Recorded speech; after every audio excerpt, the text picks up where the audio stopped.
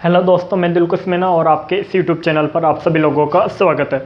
Hello दोस्तों, मैंने आप लोगों को जो अपनी फोटो केमिस्ट्री वाली यूनिट थी, यूनिट नंबर फर्स्ट, उस यूनिट का कंप्लीट रिवीजन करा दिया और अब हम सेकंड यूनिट सॉल्यूशन वाली यूनिट का रिवीजन करेंगे, बिलियन वाली यूनिट का रिवीजन करेंगे। मैं आप लोगों को रिवीजन करा रहा हूँ तो रिवीजन के हिसाब से ही पढ़ाऊँगा। मेरा मेन फोकस रहेगा समझाना कि इस टॉपिक में क्या होता है, इस टॉपिक में क्या होता है, इस टॉपिक में क्या होता है, न कि आप लोगों को मैं पढ़ा नहीं रहा, मैं आप लोगों को रिवीजन के हिसाब से पढ़ा रहा हूँ। ठीक है, तो ये जो अपनी सॉल्यूशन वाली यूनिट है, बिलियन वाली यूनिट है, इस बिलियन वाली यूनिट में ये टॉपिक है अपने ने। जैसे अपन पहले विलियन के बारे में पढ़ेंगे कि विलियन क्या है, मोलरता के बारे में पढ़ेंगे, फॉर्मलता के बारे में पढ़ेंगे, नॉर्मलता के बारे में पढ़ेंगे। ठीक है, मोललता के बारे में पढ़ेंगे। फिर इसके बाद में अणुसंख्या गुणधर्म। अणुसंख्या गुणधर्म में 4 टॉपिक आते हैं। वाष्प दाब में आपेक्षिक अवनमन, क्वथनांक में उन्नयन, हिमांक में अवनमन, परासरण दाब। ठीक है, और परासरण दाब, फिर परासरण और विसरण क्या है। ठीक है, प्रतिलोम परासरण दाब क्या है, अर्ध पारगम्य झिल्ली क्या है, ये सभी चीज़ें। और यहाँ पे जो 4 टॉपिक है, यहाँ पे सबसे बड़ा टॉपिक ये अणुसंख्या गुणधर्म वाला ही है, क्योंकि ये जो परासरण दाब है ना, इस परासरण दाब के मेजरमेंट की, इस परासरण दाब के ने जो प्रैक्टिकल मेजरमेंट की 2 विधि दे रखी है, क्वथनांक में उन्नयन के प्रैक्टिकल मेजरमेंट की 2 विधि दे रखी है, उनको पढ़ना है ने। इसमें भी 2 विधि, इसमें भी 2 विधि, ऐसे टोटल हमें 8 विधियों को पढ़ना है इनके अंदर। और ये बड़े बड़े टॉपिक भी हैं। ये टॉपिक हो तो बहुत सिंपल है, लेकिन इसमें ये जो विधियाँ है, ये विधियाँ थोड़ी कॉम्प्लिकेटेड पड़ती है, कि इनमें समझ में नहीं आता कि क्या हो रहा है, क्या नहीं हो रहा है, कैसे इनके परासरण दाब का मापन हो रहा है, कैसे परासरण दाब का मापन नहीं हो रहा।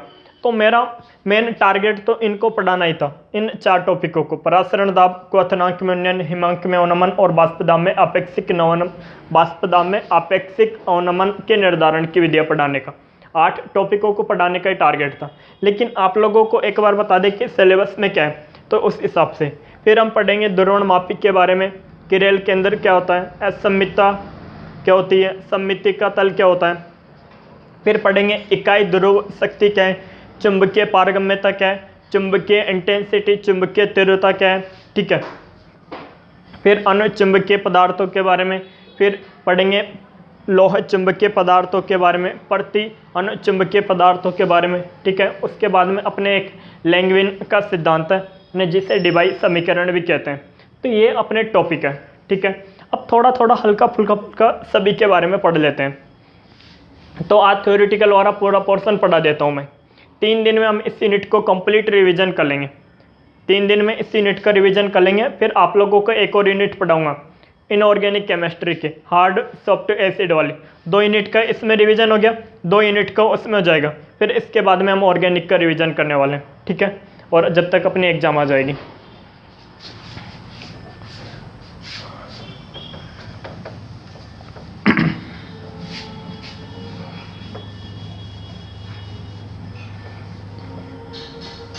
तो ये 4-5 टॉपिक। अब विलयन क्या होता है, यानी कि विलय और विलायक दोनों को मिला दे तो विलयन बन जाता है। यानी विलय क्या होता है, जिसकी क्वांटिटी कम हो वे विलय, और जिसकी मात्रा अधिक हो वो विलायक। जिसकी मात्रा अधिक हो वो विलायक। फिर यहाँ पे अपन ये इस तरीके से पढ़ेंगे, जैसे ठोस विलायक लेंगे, द्रव विलायक लेंगे, गैस विलायक लेंगे। फिर ठोस में क्या पढ़ेंगे, ठोस गैस का उदाहरण, ठोस द्रव का उदाहरण, ठोस का उदाहरण। ठीक है, जैसे द्रव में पढ़ेंगे द्रव गैस का उदाहरण, द्रव का उदाहरण, द्रव ठोस का उदाहरण। तो इनको तो आपको याद रखना ही, उनमें क्या है। जैसे ठोस की बात करें तो कॉपर Ag, यानी चांदी और सोना। द्रव की बात करें यानी तो पानी और यानी कि एल्कोहल, पानी एल्कोहल। ने ठोस गैस की बात करें ने तो एक तो लेना यानी कि जैसे ठोस और गैस, जो पहले हैं वो विलायक, जो बाद में हैं वो विलय। तो H पैलेडियम की सतह पर H2 गैस, पैलेडियम क्या है, ठोस है, और इसकी सतह पर क्या है, H2 गैस, H2 क्या है, गैस है। तो ऐसे इसमें है थोड़ा बहुत। ठीक है, फिर आगे चलते हैं हम मोलरता के बारे में। मोलरता क्या है, प्रति लीटर विलयन में उपस्थित विलय पदार्थ के मोलों की संख्या। मोलरता क्या है, प्रति लीटर विलयन में उपस्थित विलय पदार्थ के मोलों की संख्या को मोलरता कहते हैं। तो यहाँ पे सूत्र भी लिखते हुए चलते हैं फास्ट गति से। मोलरता को हम कैपिटल M से दिखाते हैं। तो मोलरता होती है विलेय का ग्राम में भार बटा विलेय का अणुभार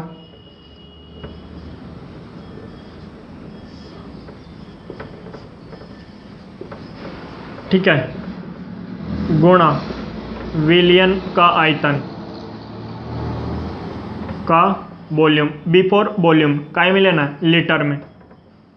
अगर n की मिलीलीटर में दे रखो तो 1000 का भाग दे देना और यहाँ पे लेना विलयन का आयतन। यदि विलयन का आयतन मिलीलीटर में दे, जैसे यहाँ पे विलयन का आयतन लीटर में न देकर मिलीलीटर में दे, तो हम इसमें 1000 का भाग देंगे इसको लीटर में कन्वर्ट करने के लिए।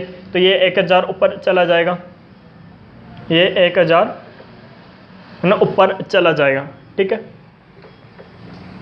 ये है अपने पास मोलरता।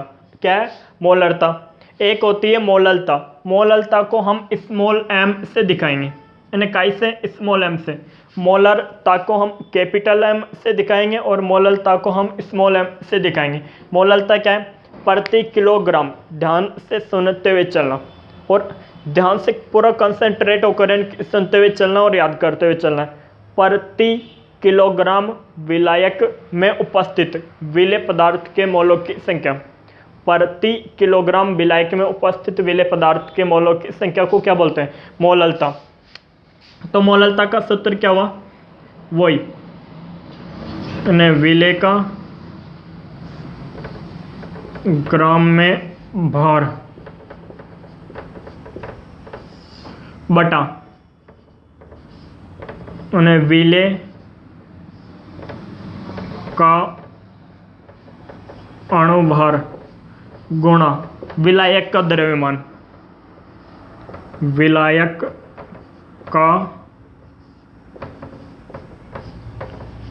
द्रव्य, अब ये जो द्रव्यमान है, ये द्रव्यमान हमको लेना है किलोग्राम में। जो विलायक का द्रव्यमान है वो हमको लेना है किलोग्राम में। कई में? किलोग्राम में। लेकिन ग्राम में दे रखा हो तो क्या करेंगे? यदि ग्राम में दे रखा है, यदि विलायक का द्रव्यमान सपोज ग्राम में दे रखा है, तो इसको किलोग्राम बदलने के लिए 1000 का भाग देंगे। कई का भाग देंगे? 1000 का भाग देंगे। तो ये 1000 उठ के कहाँ चला जाएगा? ऊपर चला जाएगा। ठीक है, तो ये अपने पास मोललता का सूत्र है। एक होती है नॉर्मलता। ने क्या होती है? नॉर्मलता। प्रति लीटर विलयन में उपस्थित विलेय पदार्थ के तुल्यांकी भारों की संख्या। दोबारा समझते हैं। प्रति लीटर विलयन में उपस्थित विलेय पदार्थ के तुल्यांकी भारों की संख्या।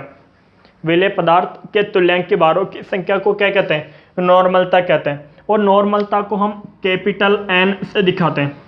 कैसे? कैपिटल N से। तो कैपिटल N बराबर क्या होता है? दोबारा से सुनो डेफिनेशन।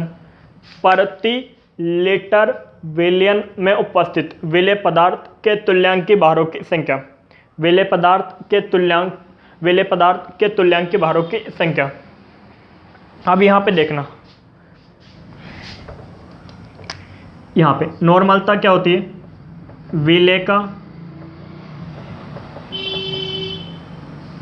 ग्राम में भार बटा, अब यहाँ पे क्या ले रहे थे? विलेय का अणुभार। अब यहाँ पे क्या लेना है? विलेय का तुल्यांकी भार। क्या लेना है? तुल्यांकी भार।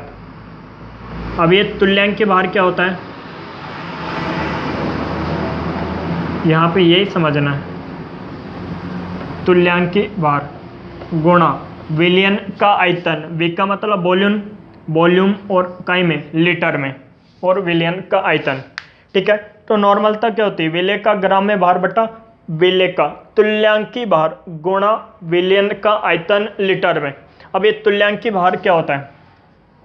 ठीक है, तो तुल्यांकी भार होता है अपने पास, यहाँ पे दिखा दो, पेन और थोड़ा कमजोर चल रहा है।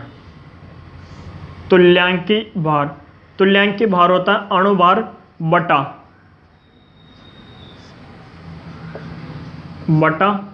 त्यागे गए या ग्रहण किए गए इलेक्ट्रॉनों की संख्या। गए या ग्रहण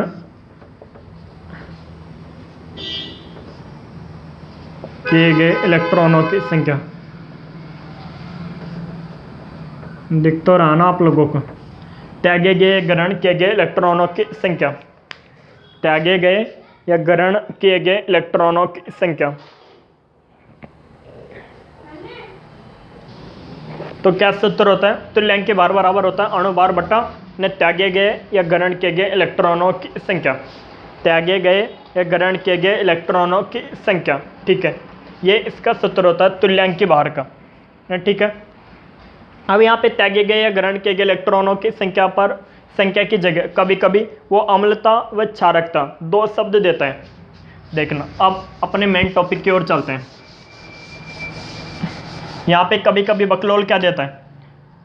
अम्लता या क्षारकता। ध्यान से समझना, एक ही बार में समझ में आ जाएगा। अम्लता या क्षारकता। अम्ल जैसे H2SO4 है, H2SO4, H2SO4 क्या है? अम्ल है। अब ये क्या देगा? H+ देगा। ये क्या देगा? H+ देगा। तो H+ देने के गुण को क्षारकता कहते हैं। ध्यान से समझना, H+ देने के गुण को क्षारकता कहते हैं। यानी क्या? H+ देने के गुण को क्षारकता कहते हैं। उल्टा है यहाँ पे, जो अम्ल है उसके लिए क्षारकता और क्षार के लिए अम्लता। H2SO4 क्या देता है? H+ देता है ना। जो H+ देता है ना, इस गुण को क्या कहते हैं? क्षारकता। यानी क्या कहेंगे? क्षारकता। ठीक है, अब जैसे NaOH है,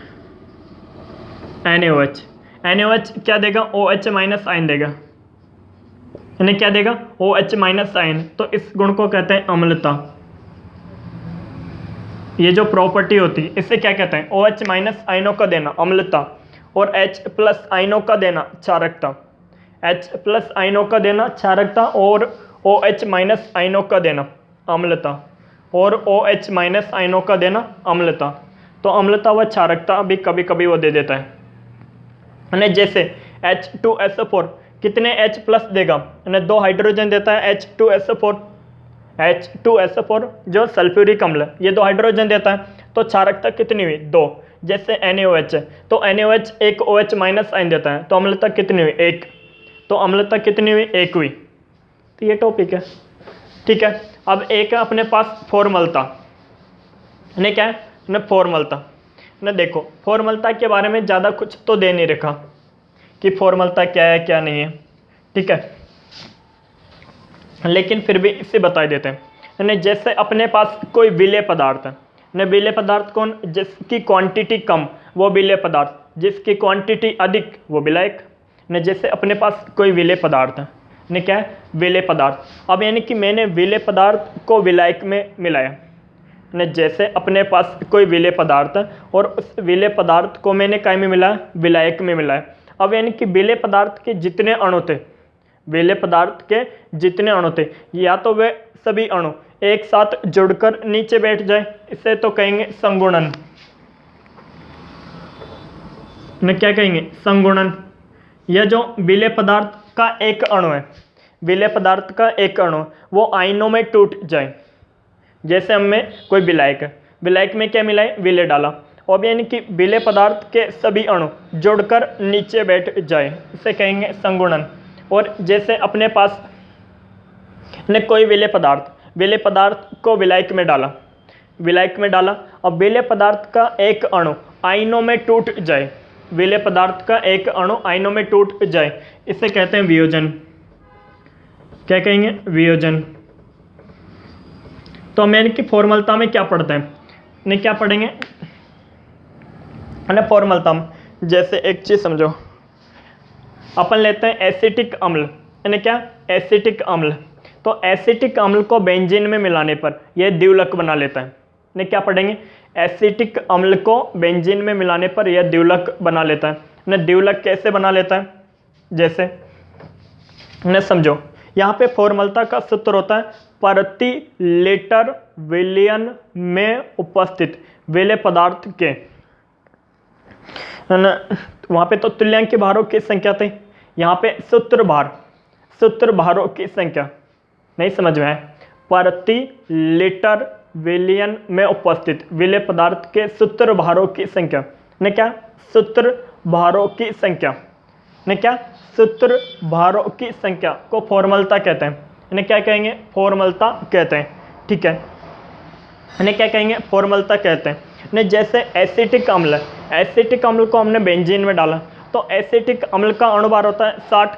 एसिटिक अम्ल क्या होता है, CH3 C double bond OH, carbon का अणुभार 12, हाइड्रोजन 3, तो एक हाइड्रोजन का 3, तो 3 हाइड्रोजनों का 3, फिर कार्बन का 12, एक ऑक्सीजन का 16, 2 ऑक्सीजन है तो यानी कि 16 दूनी 32 और एक हाइड्रोजन का 1, तो 12 और 3 15, 15 और इनकी यानी 1 16, 15 और 1 देखो 12 और 3 15, 15 और 1 16, 16 और 12 कितना होता है 28, 28 और 32 60। तो एसिटिक अम्ल का अणुभार कितना होता है ना 60। लेकिन एसिटिक अम्ल को जैसे हमने बेंजीन एसिटिक अम्ल, ये क्या है अपने पास कोई विलेय है और इस विलेय को हमने बेंजीन विलायक में डाला, तो बेंजीन विलायक में डाला तो इसने क्या बना लिया, द्विलक बना लेता है।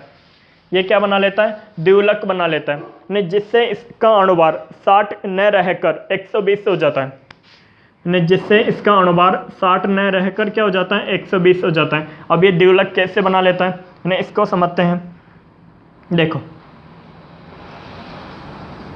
NH3C न C डबल बॉन्ड O और एक O और ये है हाइड्रोजन, यहाँ पे भी वही ऐसे, ये कार्बन, ये CH3C डबल बॉन्ड O, तो इधर ऑक्सीजन ये बड़ा बनाते हैं, इधर ऑक्सीजन, ये हाइड्रोजन, इधर डबल बॉन्ड ऑक्सीजन। दोबारा समझो, बेंजीन अपने पास कोई विलायक था, उस विलायक में हमने एसिटिक अम्ल के अणु डाले और एसिटिक अम्ल के 2 अणु आपस में जुड़ गए, एसिटिक अम्ल के 2 अणु आपस में जुड़ गए, तो वहाँ पे इनकी अणुभार 60 न रहकर कितना हो गया 120 हो गया, अणुभार 60 न रहकर कितना हो गया 120 हो गया, यानी कितना हो गया 120 हो गया।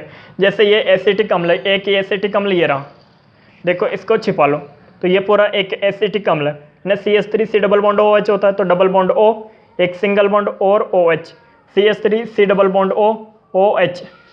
अब देख 2 अधिक विद्युत ऋणी परमाणुओं के मध्य हाइड्रोजन आ जाता है, यानी यदि 2 अधिक विद्युत ऋणी परमाणुओं के मध्य हाइड्रोजन आ जाता है तो वो किसका निर्माण करता है, हाइड्रोजन बंध का निर्माण करते हैं।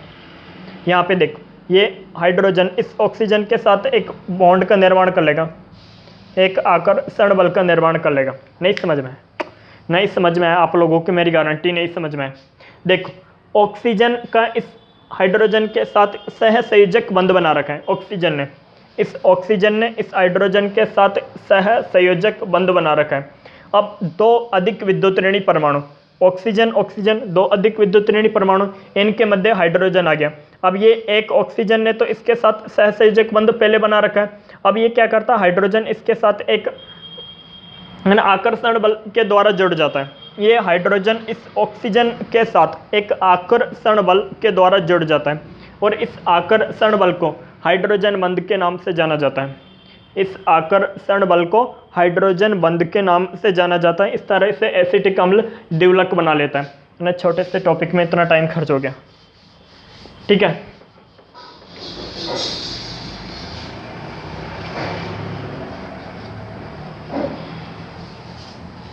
तो हमने पढ़ा विलयन, मोलरता, फॉर्मलता, नॉर्मलता, मोललता के बारे में, और इसके बारे में तो आप लोग मुझसे भी ज़्यादा जानते होंगे न, क्योंकि आप लोगों ने इनकी अपने 11th, 12th, first year, second year, third year तीनों में ही है ये। तो इसके बारे में तो आप लोगों को और ज़्यादा डिटेल में बताने की कोई ज़रूरत नहीं, आप लोग खूब जानते हो कि मोलरता क्या होती है, नॉर्मलता क्या होती है, फॉर्मलता क्या होती है, मोललिटी क्या होती है, मोललता क्या होती है।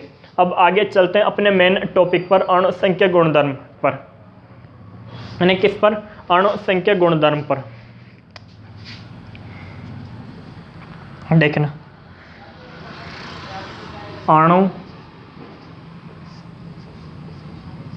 संख्या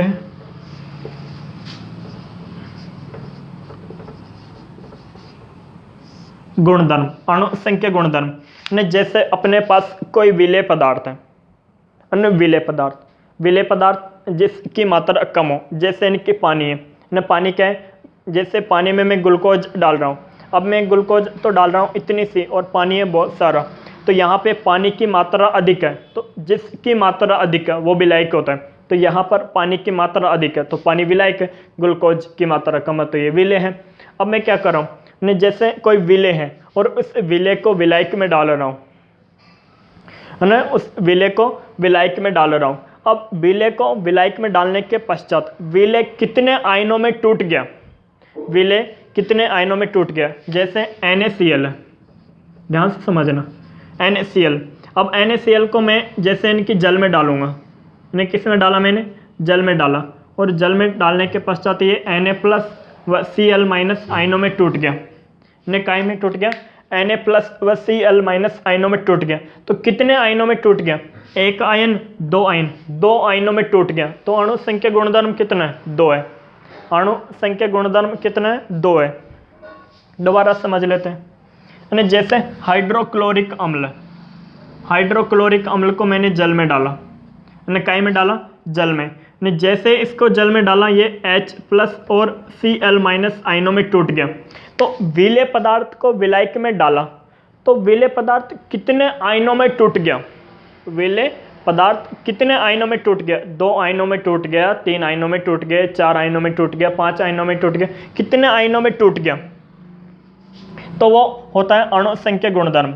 क्या होता है, अणु संख्या गुणधर्म। अणु संख्या गुणधर्म, देख, अणु संख्या गुणधर्म विलयन में उपस्थित विलेय पदार्थ के कणों की संख्या पर निर्भर करता है। अणु संख्या गुणधर्म विलयन में उपस्थित विलेय पदार्थ के कणों की संख्या पर निर्भर करता है। अणु संख्या गुणधर्म 4 थे अपने, जैसे एक तो था वाष्प दाब में आपेक्षिक अवनमन, वाष्प दाब में आपेक्षिक अवनमन। तो पहला अणु संख्या गुणधर्म क्या है,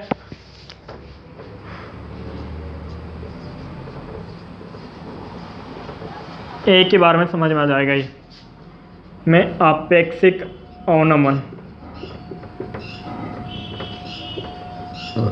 आज सिर्फ यही होएगा, आपेक्षिक अवनमन, ध्यान से समझते हुए चलो।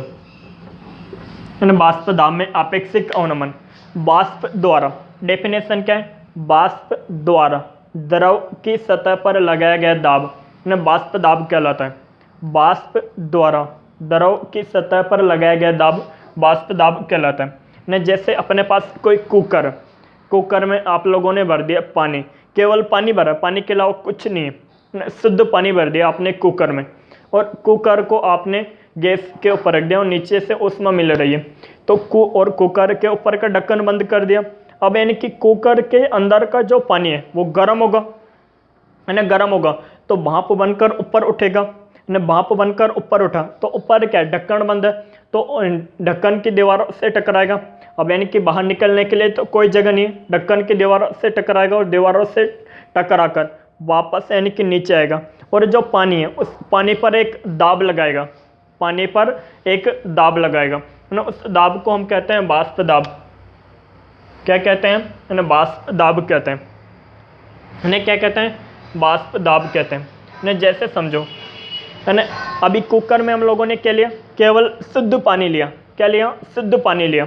अब यहाँ पे पानी नहीं कहकर मैं क्या लूँ, शुद्ध विलायक कहूँ, यानी क्या कहूँ, शुद्ध विलायक। जैसे हम लोगों ने कुकर था, कुकर में पानी लिया और पानी भाप बनकर ऊपर उठा, ऊपर की दीवार से टकराया, दीवार से टकराकर नीचे पानी पर एक दाब लगाया, तो मैं क्या कह रहा हूँ, शुद्ध विलायक द्वारा लगाया गया वाष्प दाब मान लेता हूँ, क्या, शुद्ध विलायक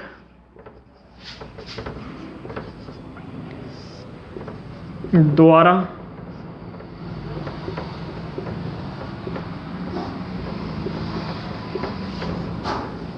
वाष्प दाब, इसको मान लेता हूं मैं P और 0, P0, ये क्या है, शुद्ध विलायक द्वारा लगाया गया वाष्प दाब, ना, P0 क्या है, शुद्ध विलायक द्वारा लगाया गया वाष्प दाब। अब मैं क्या कर रहा हूँ, जो अपने पास पानी था उस पानी में 2 चम्मच नमक डाल देता हूँ, पानी में 2 चम्मच नमक डाला, अब यानी कि पानी में क्या किया, नमक डाला। अब यानी कि वही कुकर को बंद कर दिया। अब नीचे से उष्मा दे रहे हैं तो पानी भाप बनकर ऊपर उठेगा, और यानी कि पानी भाप बनकर ऊपर उठा और कुकर के ऊपरी दीवार से टकराया, बाहर निकलने के लिए कोई जगह नहीं थी, न वापस नीचे आया, और यानी कि जो पानी था यानी कि नमक मिला हुआ पानी, उस पर यानी कि दाब लगाया। तो देखा कि यानी जो पहले लगाया गया दाब था वो P0 मान लेते हैं। अब यानी कि क्या अपन ने क्या किया, यानी जो पानी था, पानी में क्या डाल दिया, नमक, यानी कि अधिक क्वांटिटी वाली चीज़ में कम क्वांटिटी वाली चीज़ डाल दी। यानी कि पानी क्या था, विलायक, अब उसमें क्या डाल दिया, नमक। नमक क्या है, विलय। अब विलय और विलायक दोनों मिलकर विलयन बन गया। अब विलयन द्वारा लगाया गया वाष्प दाब में मान लेता हूँ यहाँ पे विलयन द्वारा वही द्रव की सतह पर लगाया गया दाब, ये मान लेते हैं PS है। अब एक चीज़ समझो, न शुद्ध पानी भाप बनकर ऊपर उठा, ऊपर के ढक्कन से टकराया और नीचे वापस आकर पानी पर जो दाब लगाया वो दाब को माना P0। अब यानी कि जब उसी पानी में हम लोगों ने नमक डाला और नमक वो विलयन बन गया, और उस विलयन की भाप बनी और ऊपर टकराया और नीचे लौटा, और यानी कि पानी पर दाब लगाया। तो जो शुद्ध पानी था उसने अधिक दाब लगाया, ने किसकी तुलना में, विलयन की तुलना में। जो शुद्ध पानी था, शुद्ध पानी ने अधिक दाब लगाया, किसकी तुलना में, विलयन की तुलना में। तो वाष्प दाब में क्या हो गया, अवनमन हो गया, है ना। वाष्प दाब में क्या हो गया, अवनमन हो गया। यानी कि जो शुद्ध विलायक था वो जो द्रव था उस द्रव की सतह पर अधिक दाब लगा रहा था। जैसे यानी कि पहले केवल पानी था, तो पानी गर्म होकर ऊपर उठा और फिर पानी पर एक दाब लगाया, माना वो मान लेते हैं 10 ATM का। पानी में 1 चम्मच नमक डाला, फिर इनकी पानी को गर्म किया, उबला, और इनकी ऊपर की दीवार से टकराया, नीचे आया और दाब लगाया, वो दाब मान लेते हैं 9.9 ATM का। तो यानी कि जो शुद्ध विलायक द्वारा लगाया गया वाष्प दाब उसको हम लोगों ने P0 माना, और इनकी विलयन द्वारा लगाए गए वाष्प दाब को PS माना। तो यहाँ पे जो शुद्ध विलायक था वो अधिक दाब लगाया, शुद्ध विलायक ने अधिक दाब लगा रहा था, और इनके विलयन कम दाब लगाता है। विलयन क्या करता है, कम दाब लगाता है। तो वाष्प दाब में अवनमन कितने का हो गया, वाष्प दाब में अवनमन P0 माइनस PS, 10 में से 9.9 को भेज दूंगा तो कितना बच जाएगा, 0.1 ATM का अवनमन हो गया। कितने का अवनमन हो गया, अवनमन का मतलब होता है कमी, वाष्प दाब में कितने की कमी हो गई। पहले 10 ATM का दाब लग रहा था, अब 9.9 ATM का दाब लग रहा है। तो इसका मतलब है कि 0.1 ATM की वाष्प दाब में कमी हो गई। तो वाष्प दाब में अवनमन कितना हो गया, 0.1 ATM। तो यहाँ पे लिख देते हैं वाष्प दाब में अवनमन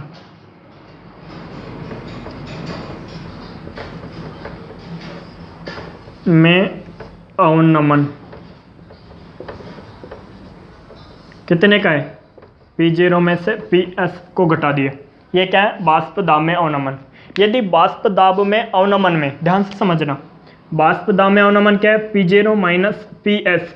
यदि वाष्प दाब में अवनमन में ने किसका भाग दे दे, ने शुद्ध विलायक के वाष्प दाब का भाग दे दे। वाष्प दाब में अवनमन में यदि हम शुद्ध विलायक के वाष्प दाब का भाग दे दें तो ये क्या होता है, वाष्प दाब में आपेक्षिक अवनमन। वाष्प दाब में आपेक्षिक अवनमन, क्या बोल रहा हूँ मैं, वाष्प दाब में अवनमन में यदि हम शुद्ध विलायक के वाष्प दाब का भाग लगा दें तो ये बन जाता है वाष्प दाब में आपेक्षिक अवनमन। और जो वाष्प दाब में आपेक्षिक अवनमन होता है ये विलय के मोल भिन्न के बराबर होता है। जैसे अपन विलय ले लेते हैं और एक विलायक, देखो मान लेता हूँ मैं विलायक A है और विलय B है, विलायक A है और विलय B है। अब यानी कि वाष्प दाब में आपेक्षिक अवनमन विलय के मोल भिन्न के बराबर होता है। मोल भिन्न को हम कैपिटल X से दिखाते हैं, न किसके मोल भिन्न के बराबर, विलय के मोल भिन्न के बराबर। तो यहाँ पे B है ना, XB। अब इसको थोड़ा सा सोल्व कर लेते हैं आगे, ये तो समझ में आ गया होगा, पूरा मिटा देते हैं, तुरंत स्पीड से सोल्व कर लेते हैं, ठीक है। अब देखो P0 माइनस PS क्या है, बाष्पदाम्य अवनमन, इसको मैं डेल्टा P से रिप्रेजेंट कर देता हूँ। और नीचे क्या है, शुद्ध विलायक का बाष्पदाब P0 बराबर ने विलेय के मोल भिन्न की बात करें तो विलेय का मोल भिन्न बराबर क्या होगा, विलेय के मोल बटा कुल मोल, विलेय के मोल बटा कुल मोल। अब एक बात बताओ, देख यदि विलयन अत्यंत तन्व, क्या बोल रहा हूँ मैं, विलयन अत्यंत तन्व, समझना इस बात को, कॉम्प्लिकेटेड है नहीं। जैसे मेरे पास पानी है, एक गिलास पानी है, ठीक है। अब इस एक गिलास पानी में एक गिलास पानी में मैंने नमक मिलाया, इन्हें क्या मिला है, नमक। अब नमक क्या करेगा, पानी को गाढ़ा कर देगा, ना पानी को गाढ़ा कर देगा। अब मैं क्या कर रहा हूँ, यदि विलयन अत्यंत तनु हो, तनु का मतलब पतला हो, विलयन अत्यंत पतला हो, इसका मतलब ये है कि हमने जो विलेय मिलाया उसकी मात्रा बहुत बहुत कम है, विलेय की मात्रा कम है, तभी तो वो पतला है। यदि विलेय हम ज़्यादा मिलाते तो वो तो गाढ़ा हो जाता, विलेय ज़्यादा मिला देते तो वो तो गाढ़ा हो जाता। इसका मतलब ये हुआ कि विलेय की मात्रा क्या है, बहुत कम है, यानी विलेय की मात्रा बहुत कम है। और विलेय को हमने क्या माना था, यानी कि ए तो हमने माना था विलायक और बी माना था विलेय। तो यहाँ पे एन बी का, एन बी क्या है, एन बी है यहाँ पे, यानी कि विलेय के मोल, ये क्या है, विलेय के मोल, ये क्या है, विलायक के मोल, ये क्या है, विलेय के मोल। तो विलेय के मोल को नगण्य मानकर हटा देंगे। ये जो विलेय के मोल है एन बी, विलेय के मोल को नगण्य मानकर हटा देंगे, ठीक है। तो डेल्टा P बराबर आ जाएगा अपने पास डेल्टा P अपॉन P0, यहाँ पे लिख दो डेल्टा P है अपने पास P0 माइनस PS, ठीक है। बराबर मोल बराबर क्या होता है, ग्राम में भार, यहाँ पे NB अपॉन Na है, अपन ने विलेय के मोल को नगण्य मानकर हटा दिया, तो डेल्टा P अपॉन P0, यानी मोल क्या होता है, ग्राम में भार, WB बटा अणुभार, बटा नीचे क्या आएगा, मोल बराबर ग्राम में भार बटा अणुभार। ये वाला ऊपर इसके साथ चला जाएगा और ये इसके साथ चला जाएगा, तो क्या आएगा भाई, डेल्टा P अपॉन P0 बराबर WB अपॉन MB गुणा WA गुणा MA। एक ये अपने पास एक ये सूत्र है बाष्पदाम्य आपेक्षिक अवनमन का, बाष्पदाम्य आपेक्षिक अवनमन का ये सूत्र है। अब हम जैसे कोई विलायक है, हमको पहले से पता रहेगा कि विलायक क्या है, न पानी है, जल है, न पानी जल के अलग थोड़ी है, पानी है, शहद है, अल्कोहल है, क्या है, ठीक है। विलायक के बारे में पहले से पता रहेगा। अब हम इसमें क्या डाल रहे हैं,